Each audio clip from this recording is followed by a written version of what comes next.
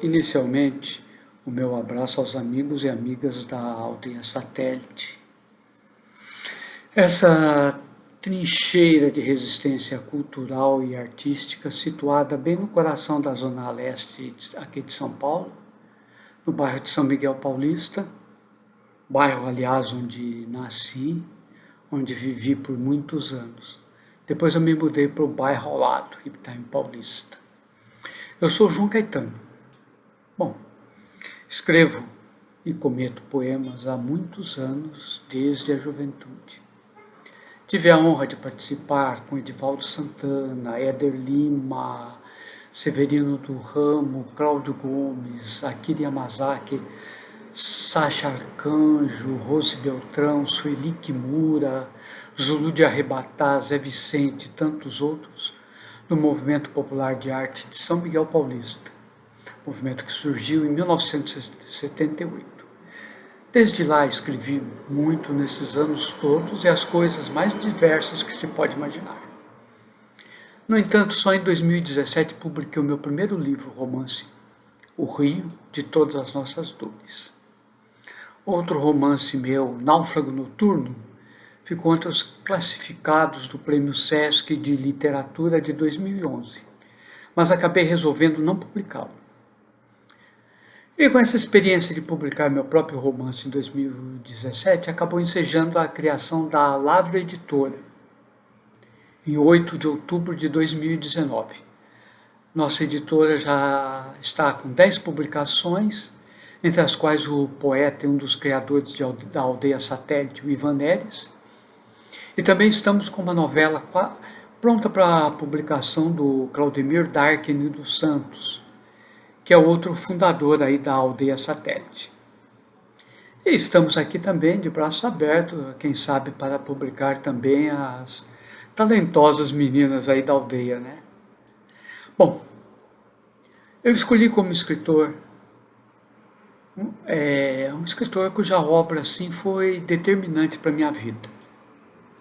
Eu tinha na época 14 para 15 anos, isso em 1973. Eu vi uma entrevista desse escritor na televisão, daí eu parei, acompanhei e fiquei curioso para conhecer o livro que ele falava, do qual ele falava, né? Aí eu juntei dinheiro, né? Trocados contados de adolescente e fui até o centro de São Paulo, onde comprei o livro. E esse livro foi um divisor de águas na minha vida. O escritor é Osman Lins. O livro é Avalovar. Avalovar é um livro diferente de tudo que li antes. Eu li, reli, decorei trechos inteiros. E a partir dali, Osman Lins virou uma referência não só literária, mas também de vida para mim.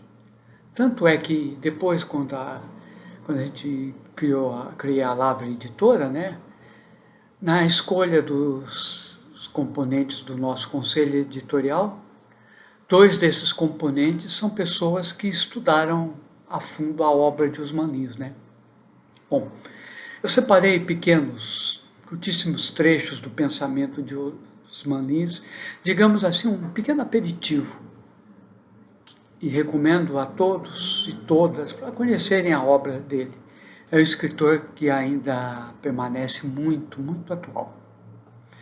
Vamos lá, 2 trechos curtos de Avalovar. Primeiro trecho, deixa eu ver aqui.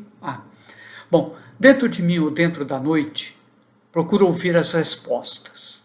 Não pretendo ser limpo, estou sujo e sufocado nos intestinos de um cão.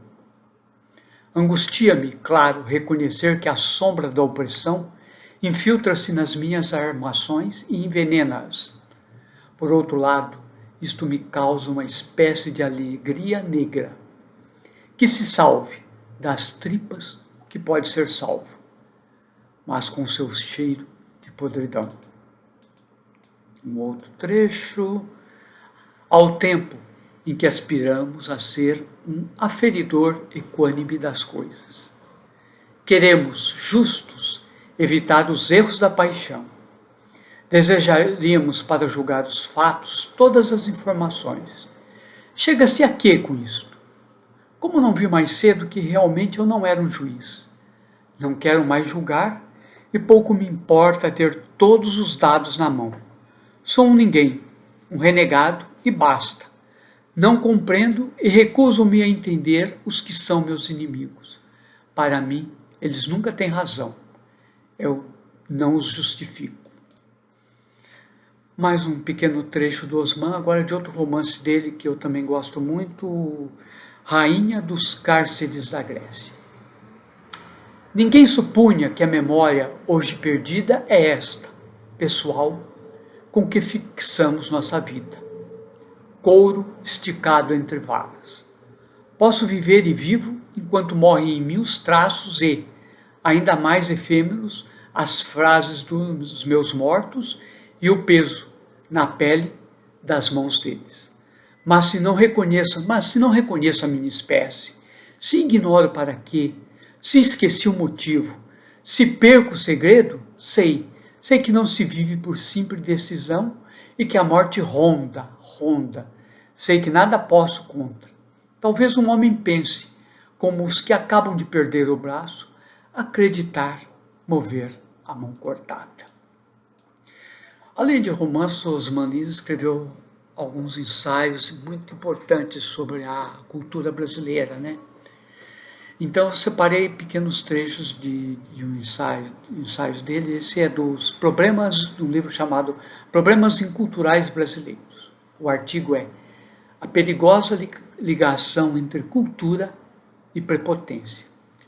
Um ser humano não muda e evolui sem que colabore com isso. Ninguém muda de fora para dentro.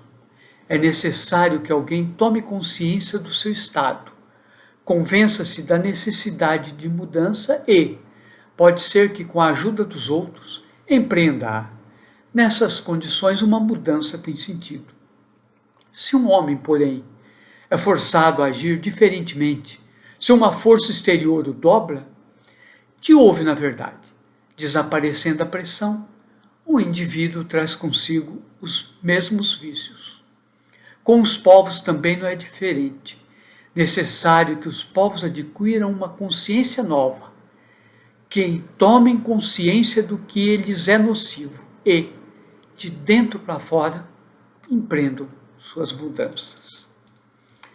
Ainda de ensaios, um outro ensaio, um livro dele muito polêmico, publicado em 1968, que se chama Guerra Sem Testemunhas, um pequeno trecho do capítulo O Escritor e a Vocação.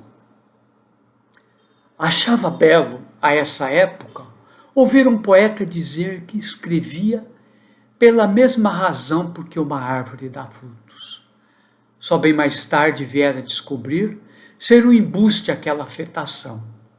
Que o homem, por força, distinguia-se das árvores e tinha de saber a razão de seus frutos, cabendo-lhe escolher os que haveria de dar, além de investigar a quem se destinavam, nem sempre oferecendo os maduros, e sim podres e até envenenados. E para encerrar, uma narrativa do Osman Lins, do livro Nove Novena. A narrativa chama O Pentágono de Ram, que ele aborda um pouco a questão do ato de escrever. Enterra os mortos, escreve, não importa como nem o que. Do passado, Senhor, Senhor, que hoje te absorve e trava as forças do viver, posse conquistada com o sangue dos teus dias, faz o servo, não mais uma entidade soberana, um parasita. Sejam as recordações não renegadas, campo sobre o qual exercerás tua escolha, que virá talvez a recair sobre tuas próprias mortes, sobre elefantes que nunca mais verás, para entregar tudo aos vivos e assim vivificar o que foi pelo tempo devorado. Atravessa o mundo e suas alegrias. Procura o amor, aguça com astúcia a gana de criar. E com esse conselho de Osman Lins para os escritores, os criadores, eu agradeço a oportunidade da Aldeia Satélite de apresentar assim um pouco desse escritor que é o meu favorito e que até hoje é uma bússola para a minha vida. Obrigado a todos e todas, um abraço.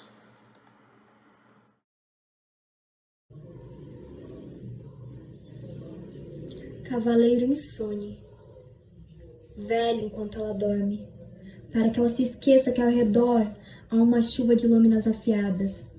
Cuide, que ela pense iludida que o ruído lá fora é apenas o ruflar das asas do vento, a brincar no telhado, e não o vendaval que se avizinha incansável. Teça dos fios da noite, a manta leve, seda e o sussurro para envolver como numa carícia o corpo assim tão desprotegido de mulher. Na espreita, ouça, no silêncio das horas, a quase música, o ressoar frágil de quem se perde nos labirintos do sono, para se encontrar no sonho dessa noite de verão, que é o preço da sua agonia. Atento ao pressentir a luz rosa, a dança na janela, no balé alucinante, saiba, é a aurora que chega para anunciar o momento inevitável. Fuja, sorrateiramente como os antigos ladrões, sem fazer barulho.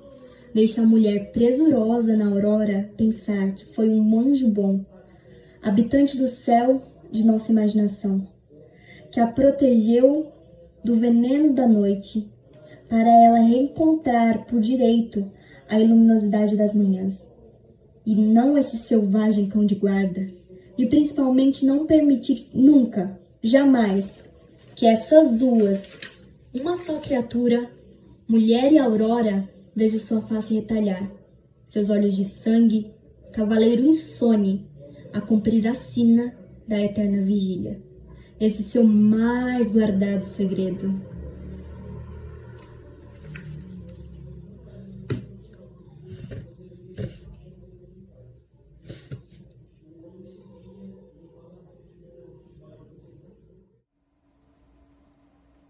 Chama de vida.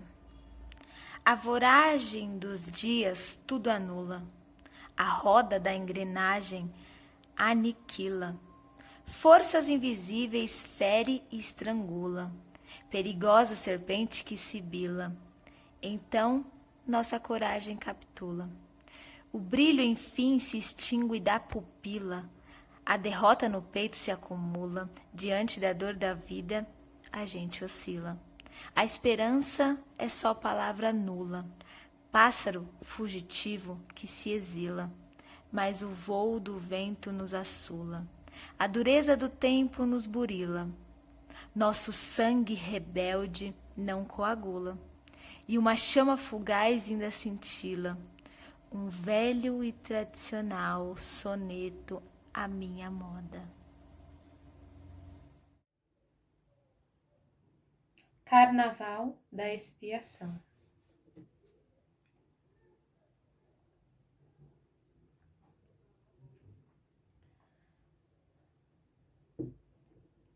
Do alto de todo o conhecimento adquirido através de séculos e séculos, no estudo da movimentação dos ventos, da rotação dos planetas e do fluxo e refluxo das águas, nossos sábios definiram com precisão.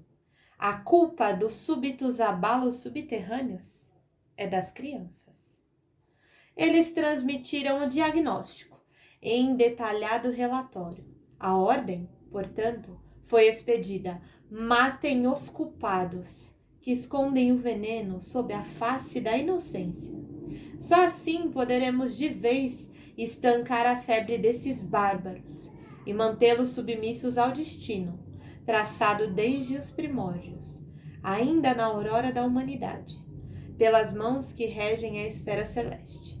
Precisamos deles assim, dóceis ao mando, temerosos ao chicote, resignados ao ferro e fogo. Com quem os marcamos? gerações após gerações, como nossas propriedades. Agora vamos juntar todos na praça. Promoveremos um gigantesco espetáculo, inesquecível carnificina, festa e júbilo pelo sangue derramado, vinho barato a escorrer nas calçadas, cachaça amarga, cerveja choca e comida podre. Distribuímos as fartas para toda essa gente. Soltem fogos de artifício, enfeitem nossas trevas com luzes ameaçadoras, explodam rojões e ensurdeçam os cães, e convoquem também os artistas. Joguem-lhes míseros trocados, para que cantem e dancem, balancem as bundas, tragam ainda as putas, arrastadas pelos cabelos, e as despejem nas praças, para que abram as pernas, para saciar a horda. Deem também uma trégua para os afeminados e as fanchonas. Esse é o momento onde tudo pode. Proclamem em meio à chacina dos miúdos um imenso, mas passageiro carnaval. Após a cerimônia da degola, empilhem os corpinhos na praça. Preparem 1000 archotes para a noite de grande fogueira redentora. Digam a todos, insistam, proclamem, convençam, embriagados e lascivos, estarão propensos a acreditar em qualquer coisa, que o sacrifício dos filhos foi necessário para assegurar a vinda da primavera. Mas onde houver discordâncias ou dúvidas, não sejam complacentes, quando enfim o vento noturno espalhar o cheiro adocicado das cinzas da infância, façam com que todos voltem de imediato ao trabalho, mesmo com os olhos inchados de ressaca, mesmo com as vestes ainda tingidas de sangue e vinho. Todos devem cumprir a sagrada obrigação. Afinal, a vida continua. Por que esse silêncio? As trevas invadiram sua alma? A névoa cegou seus olhos? O espanto apagou sua voz? Por que esse silêncio? Será que o nada o devora? Ou talvez seja um mutismo vindo desse estranho mar, azul em toda sua profunda tristeza, afogar sonhos, esperanças e alvoradas? Por que esse silêncio? Poderá ser por medo do contágio? Com essa lepra, com essa peste, com essa miséria sem fim, tragicamente humana, a corroer nas suas carnes dia após dia. Por que esse silêncio? Quem viu o que só você viu precisa libertar os pássaros, soltar o verbo, falar, falar, falar. Mas os pássaros já não voam, o verbo já não se fez carne. Restou essa pedra fria, estéril de significados. Por que esse silêncio, o seu silêncio? Só aprofunda nossos enigmas e nos abandona, crianças perdidas, nos labirintos do desconhecimento. É nessa noite sem respostas, por que esse silêncio? Será que tudo é vão? Será que tudo é só essa grande e vasta mentira? Essa calmaria no desespero, sem sopro qualquer de alento? Por que esse silêncio? Só você sabe, e sabe por ter visto com esses olhos que a terra não comeu. Viva as cinzas de todas as ilusões, o final de todas as festas. E agora traz consigo esse poder de desmascarar todos os enigmas. Mas se abriga na mudez do não revelado. Por que esse silêncio? Você que ultrapassou esse círculo que nos é imposto, que penetrou nesse vale sem volta e voltou, deveria contar tudo o que viu, mas voltou abraçado ao que, com ironia, chamamos de silêncio da morte. Como se além do limite nada houvesse para contar. Por que esse silêncio? Mundo laureano ressuscitado, que nada nos diz do que nada viu.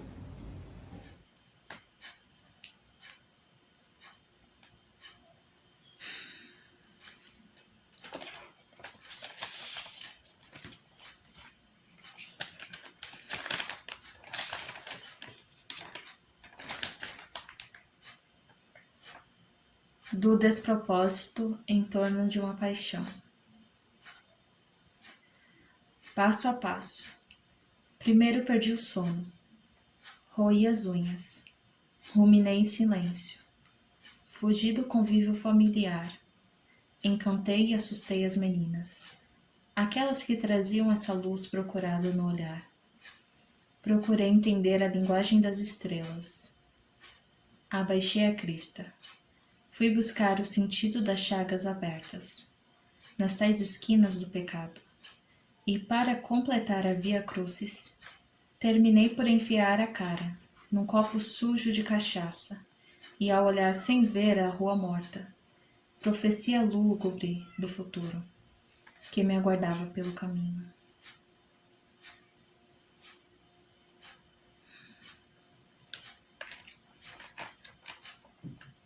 Passo seguinte. Ébrio de paixão por essa mulher errada. Desonrei pai e mãe. Atirei pedras nas janelas fechadas. Estilhacei vidraças. Lanhei o corpo em cacos de vidro. Berrei palavrões no fundo da noite. Teci serenatas sem rimas para as horas surdas. Tremi no sereno da madrugada e me encharquei no silêncio da chuva.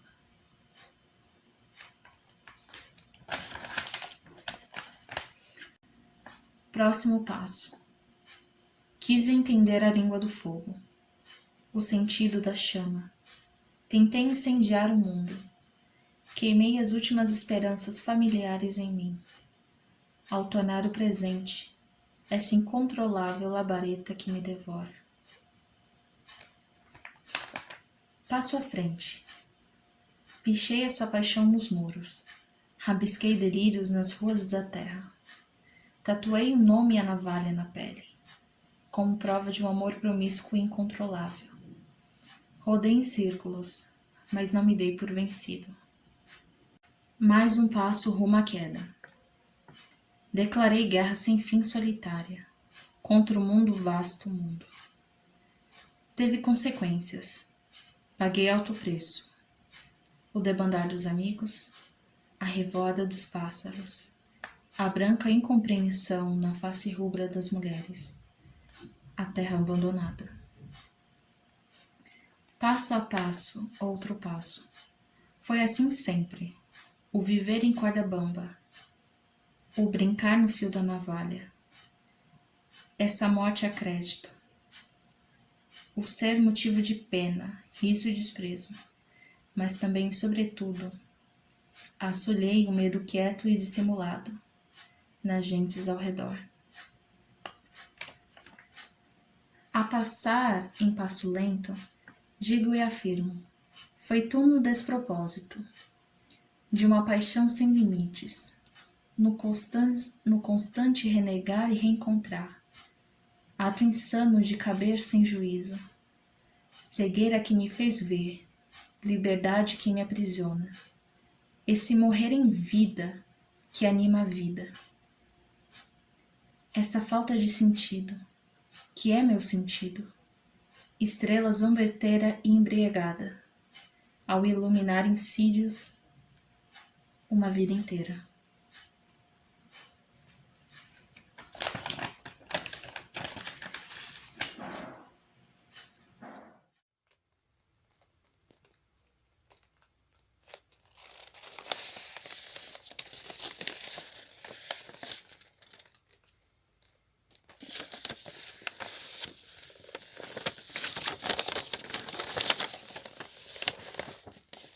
Ao Zé Vicente pela luta para preservar uma importante história. Sombra e selva, é preciso lembrar, sempre e sempre, dos rastros deixados no caminho para entender de onde vieram nossos passos. É preciso também estar muito atento, sempre e sempre, para o voar do vento e o molhar da chuva, para que eles não desfaçam nunca essas marcas leves desenhadas na terra, a desvendar um pouco o que somos ou buscamos ser. E é preciso jamais esquecer as lições do fluir denso desse rio de sangue que corre surdo pelas nossas artérias na ânsia humana de sonhos e miragens. É preciso, por demais, saber que todos trazem no peito um mar sem fim de história. Às vezes é preciso ainda cravar uma pedra funda no coração de cada lugar, em desafio à força destrutiva do tempo, num teimoso resistir a essa sombra que se chama esquecimento. É preciso, portanto, aprender a olhar para trás não como quem se agarra às ramas do passado, mas sim como quem procura dele extrair seiva nova para enfrentar o desafiante futuro que se descortina.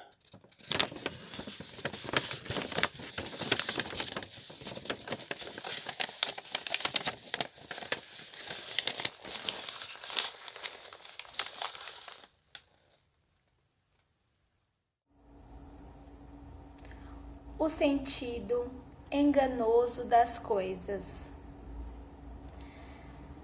Há luzes que atraem para a loucura. Há loucuras que nos trazem a escuridão. A recompensa após tantas procuras é recolher flores esmagadas do chão. Tantos caminhos retos nos levam ao nada, há certezas que nos abandonam em rumo torto. Há decisões que oscilam na encruzilhada, aprisionadas ao peso do passado morto. Há gestos ocultos de ódio na brandura. Existe talvez perdão no punho mais cerrado. Sopra sempre gélida aragem de chama pura. E a eternidade busca abrigo no que é breve. A vil coragem na força bruta que se atreve. E o desalento de se perder no encontro marcado.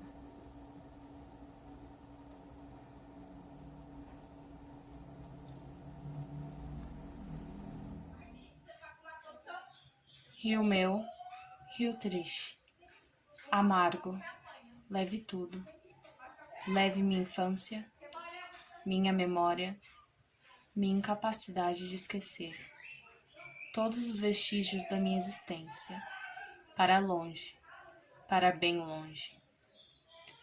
Me liberte de minhas dores, aceite esta oferenda, minha aguda dor, rio de todas as nossas dores.